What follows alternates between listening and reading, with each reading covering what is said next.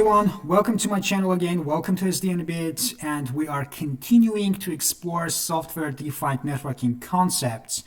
And in this video we will be talking about Git, arguably the most influential and popular version control system in software development. So let's get started. As you can see on my screen, I have opened the official website of Git, gitsem.com, and let's start by mentioning what is Git according to the official website. So Git is a free and open source distributed version control system designed to handle everything from small to very large projects with speed and efficiency. Git is easy to learn and has a tiny footprint with lightning fast performance. It outclasses SCM tools like Subversion, CVS, Perforce, and ClearCase with features like cheap local branching, convenient staging areas, and multiple workflows. Basically, that's it. And as you can see in the official website of Git, you can download it and install it for your operating system using this link, and also there is information about the Git itself and an official documentation where you can find command reference pages and so on, and also a very recommended book called ProGit, which is free and you can download it for free. And this book is highly recommended if you want to dive deeper into the Git. So after mentioning that, let's also mention the Git's architecture. I have found some pictures depicting basically the Git's architecture. So basically, again, Git is a distributed version control system that manages the changes made to files and folders over time. It has a unique architecture that sets it apart from other version control systems, obviously. And Git architecture basically consists of three main components, as you can see in this picture. So the first one is the working directory. Then we have the staging area. And also we have a Git directory, also known as repository, or basically just repository. So working directory, this is the directory where you store your files and folders. It is also known as working tree. Any changes you make to your files will be reflected in the working directory. So basically, this is the folder where you store your files, right? And then we have staging area. This is also known as the index. It is a place where you can review and stage changes before committing them to the repository. You can add files to the staging area using the git add command, for example. And then you have repository. This is the database where all the files and changes made to them are stored. It is also known as the Git directory. The repository is located in the root directory of the project and contains all the commits, branches, and tags. So in addition to these three components which we just talked about, Git also has several other components that work together to provide version control functionality. For example, commit, branch, merge, remote, and we'll talk about them on hands-on example. So let's get started by hands-on example. Basically, this is my Windows subsystem of Linux, in which I run Ubuntu, and I will just show you precisely which version of Ubuntu I have here. As you can see, it's release 22.04, and you can also get this from Windows Store easily. And this is very convenient to use Linux on your Windows machine, basically. So I have a folder called SDN, and inside this folder I have some files. Let me show them. So I have separated scripts of platforms and libraries based on their difference. And basically, let's say I want to add one of these folders into the GitHub or any other remote repository, or basically I just want to create a repository and start using Git to version control my software, my code, and maybe even my backup configurations, whatever, doesn't matter. Like, the idea is basically where we'll track the file and folder so that we can see who made the change, why these changes have been made, and we have to store them in one convenient place. So for the sake of example, let's choose this directory, Cisco DNA, and I will try to create a repository and use this folder and files contained in it as a Git repository. So first, let's switch to this repository. If you don't have switch to this folder, sorry. If you don't have any folder basically just create one with mkdir command, and after you can create files within this directory. So as you can see, I have switched to this directory, and if I do ls, I will see some files which I have already created in this particular folder. Right, there you go. And it's been a while since I've created those files. So before doing anything, make sure to install Git, and after installation, make sure that you can use it, you can see it, and make sure all environmental variables are set up correctly. So I'm just going to run a quick git version command to make sure I have a Git installed in my machine. So yes, I have Git version 2.34.1. And now we can go to the second step, and the second step is initialization step. So before working with Git, you like start to initiate, to launch Git, if you will, you have to basically initiate the process by initializing it. And to do this, you basically have to run just one simple command, right? And this command is git init, which stands for git initialize. So I'm going to run this command. Initialized empty Git repository in this particular directory, and watch what happens after I have entered this command. So you can see that there is nothing else, but if I say ls-a, I will see the hidden files, which is .git. So this file was just being created after I run this command, and this is the file where all magic happens. This is the folder, so it's the folder which contains of several files where all the magic of Git happens when it comes to tracking the files and using all the Git tools. There is no way we can use Git without this particular folder, so make sure it is visible even in your hidden category under your folder, because that is the folder which will allow you to use Git, right? So the first step is completed. The first step was initializing the Git. So the second step is basically adding files to the staging area.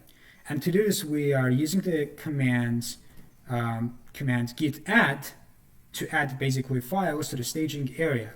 So I already have files, as you can see. I have these files. I have 3 files, which is a Python script, a JSON file, which works in conjunction with this particular Python script, and then a requirements.txt file where I have set required packages and modules necessary to be installed to use this particular script.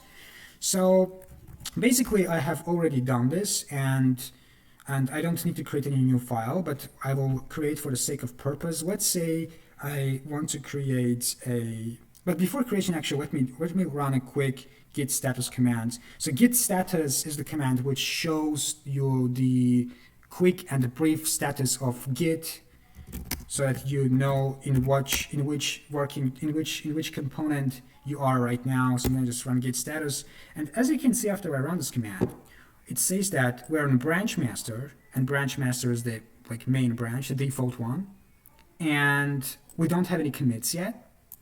And we have some untracked files, right? So DNA API.py, options.json, requirements.txt. All of the files located in this directory, in this particular directory, are untracked. Basically, it means that even though I have initialized the Git in this folder, I still have to add them to the staging area, to this area. Now we're here, and we have to add those files here by staging them to this staging area. And only after that, I will be able to track these files for changes and other operations. So let's just do that. I'm going to say git add. I could specify the names of files one by one, but instead of doing it, I will replace it with one symbol, which is just dot. So basically, dot means all in Git terminology. And this command means basically git add dot means add every single file located in this directory to the staging area. So let's just run that. Okay. After I run that, let me check what happened by issuing git status command. So git status. As you can see, the output is pretty much the same. However, now we are seeing our files in a tracked fashion. So basically, all our files have been identified, and the next stage is basically the commit stage. That's why they are under the change to be committed section. And it also shows us, this command git status recommends us which commands we can use to continue process further, and it suggests that use git rm -- cached command to unstage. So if we want to go back, if we want to remove these files from staging area back to the working directory, we have to use this command. So my point is this, that you have to use git status commands frequently, because it not only shows what is going on under your directory, but also recommends some best practices and suggestions what you can do further to operate with Git. Okay, so basically we have successfully staged all the files within our directory, and now let's continue. So what else you can do in Git? Basically, you can the third stage is commit, right? You have to commit to be able to upload these files to the repository, right? And let me just do that. I will run a git commit, and I will say -m. So -m stands for message, and I will write a message which describes this particular commit. So every single commit can have a message which is basically a brief description describing and explaining what this commit consists of, what this commit is meant to be. And I will just write, let's say, first commit, because it's my first ever commit. So if you don't issue this -m option here, the message option, and if you just press git commit, it will come up with a text editor where you can write the message describing this particular commit. And the only difference is this, that if it's convenient for you to use text editor to write, and if you want to write a longer message, you can use text editor. But if it's a very short description, you might want to just use this particular -m option and just send it together. So I will just do that. And right after I have pressed enter, watch what happens. So first commit, I have a hash in a shortened format which uniquely identifies this particular commit, and it tells me about the status of what has happened. So 3 files changed, meaning 3 files have been added, 89 insertions because there was nothing before, and we have committed the 3 files onto our repository. So that's pretty much it. And let me now create a remote repository in GitHub. So basically what we have created now is a local repository, meaning it is in our local workstation, and if we want to upload our files somewhere else in the cloud, or whatever it is, we have to create another remote repository, and we have to add those files to that particular remote repository. And first of all, to do this, we have to create a repository on GitHub. So basically, I will just go to GitHub. If you don't have a GitHub account, you can create. It's open source, it's free, and it's very convenient for a network engineer who wants to go into automation and programmability. So here's my GitHub screen. As you can see, there's a lot of information about the GitHub itself. You can explore it yourself if you want to dive deeper. But for this video, all we have to do is just to create one repository. So I will just, as you can see here, I will just press the new to create a new repository. And here is it. This is the owner section, which is me, and you will have your account name here. And let me create a repository name. So I will just call it basically SDN. I will keep it short and descriptive, and then I will give it a description. Let's say here you can find several scripts which can be used in network automation and programmability. Here's a very quick and short description. I will make my repository public for the sake of video, but you can also set the private repositories if you don't want to share your files with anyone else and just use for your own convenience. I will add the README file. Basic README file is where you can write a long description for your project so that other users can understand. And other settings will be the same for now, and I will just hit the create repository button. So there you go. This is my repository, and we have just one file, readme.md, which is empty. Okay, so basically I have to get the URL which will forward my files to this repository, and we have multiple options here. We have HTTPS, SSH, and GitHub CLI. So for now, we'll just use HTTPS. I will copy that and save it in the buffer to add this URL to my remote section, which is going to be here. So basically, I have just grabbed HTTPS URL for my remote repository located on GitHub. And before using it, I first have to specify the URL as a remote repository. And to do this, we have a specific command, which is git remote add.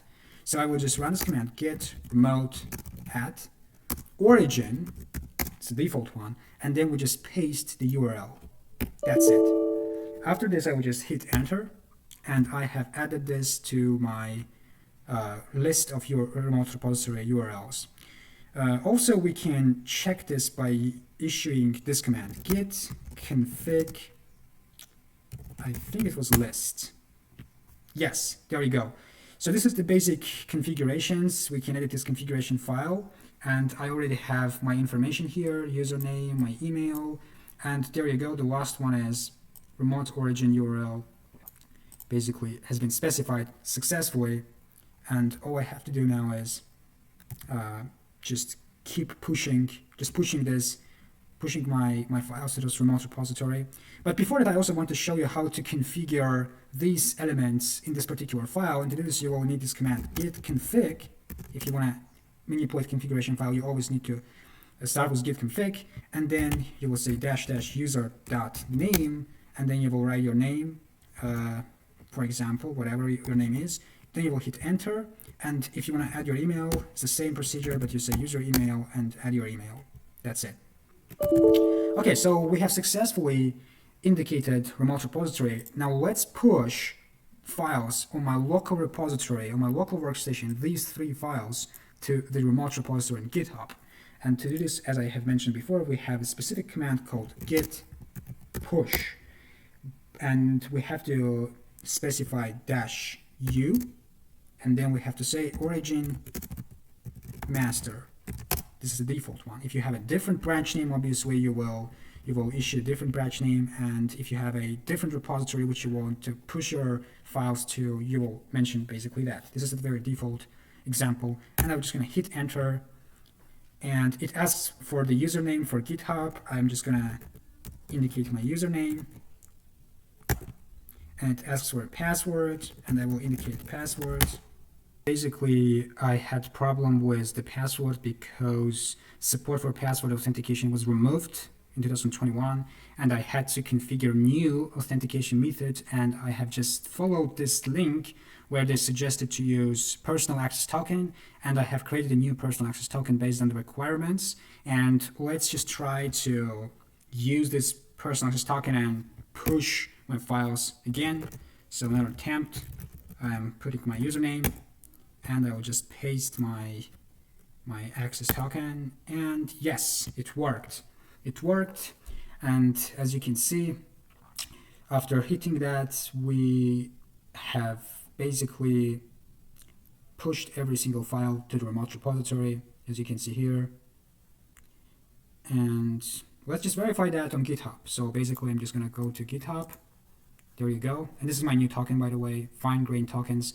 Basically, follow the instructions provided in that particular link in authentication section, and then you will create a personal access token to be able to use your GitHub repository and to be able to work with files. And you also have to you also have to grant access, read-write access to be able to handle files in your repository. So basically, I will just go back to my repository, and there is nothing.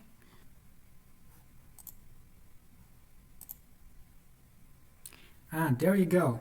And they have been uploaded to master branch, and you can also move them to your main branch. Basically, they have changed the name. So until 2020 it was master by default, but after that year I think they changed the main. And that's why I couldn't see it first in the main branch, but I can see it in the master branch. So that's it. That's it. And if I go to, for example, the Python script, I can see that it has been successfully uploaded to the GitHub. And now we can use this repository to be able to track files and clone them if we need. So basically, after pushing them successfully to the remote repository, we can also, like any other user, can use your repository because it's public, and they can download your files by issuing this particular command, which is git clone. So if you put git clone and then you just specify the URL, right? Then this particular URL, you will be able to fetch file. So let's just try that. Cloning into master. Unable to update URL based from redirection. Okay, it's not gonna work because I don't need to actually, clone it because I already have it. But that's how you use it, basically, the git clone command. And the last command I would love to share with you is git diff. So to show you how it works, I have to manipulate one of the files. So let's say I want to add something to the requirements. So for now we just have requests module, but let's say I also need NC client library, for example. So I'm gonna add this new entry to this txt file, and I'm gonna save it. Let's confirm if it's saved. There you go, if it's saved. And now let's check the git status. What happened? Okay, as you can see, after making a change to the file in the repository and issuing git status command, we can see that there are new changes not staged for commits, right? And they are modified. There's a modified file, and if I say git diff requirements.txt, it will show exactly what I have changed in this file. And as you can see in the output, we had requests before, and then we added, can use this plus sign, we have added new entry to this txt file. And to see the exact difference, you are using git diff command, as you can see. So let's just commit them, and let's try to see what's going to happen. So git commit -m, let's say second commit, and I'm committing. Your branch is up to date with origin master, and the modified is requirements.txt. No changes added to commit. No changes added to commit, so it failed. And why it failed? Because we didn't add it to the staging area first. So what we tried to do, I'm just gonna explain here by the architecture. So we were in the working directory. We have changed the requirements file. We have added new entry, and then I tried to commit it, and it failed because it cannot commit from working directory. Yeah, you cannot go from this component directly to this component, because first you have to stage files to be able to reach staging area, and only after that you can commit. And I did it on purpose because I want to show you what you can use to do this. In the first example, we basically just added the files to the staging area, but you can also use this command, git commit -a, to bypass basically this command, not bypass, but briefly indicate that first you need to add the staging area, and only after that you can commit. So let's just try that. I'm going to put -a, and I will hit enter. There you go. One file changed, one insertion has been made. So if we run git status now, nothing to commit, working tree clean. Your branch is ahead of origin master by one commit. So it basically says that my branch is ahead of the remote repository. So there was a difference between the remote repository and my branch by just one commit. And to be able to update my remote repository, all I have to do is to use git push to publish my local commits. So let's just do that. Let's just do that. I will say git push again. I will just run this command again. There we go. And basically -u here stands for URL, I think. And yes, after pushing again, I have updated my remote repository. So let's just go to GitHub and check it. I'm going to go to my master branch. And let's see. Yes, there you go. I have an update here. So basically, that's it for today. In next videos, I will mention the branching and merging concepts in Git. But for now, you have a fundamental understanding of what Git is and how you can use local and remote repositories to save track your files. So thanks for watching. That's pretty much it. If you have any questions, don't hesitate to comment below. You can subscribe to my channel for further information. You can also follow me on Instagram. It's called SDNBit exactly, and you can find a link below also for that. Thanks for watching. See you in the next video.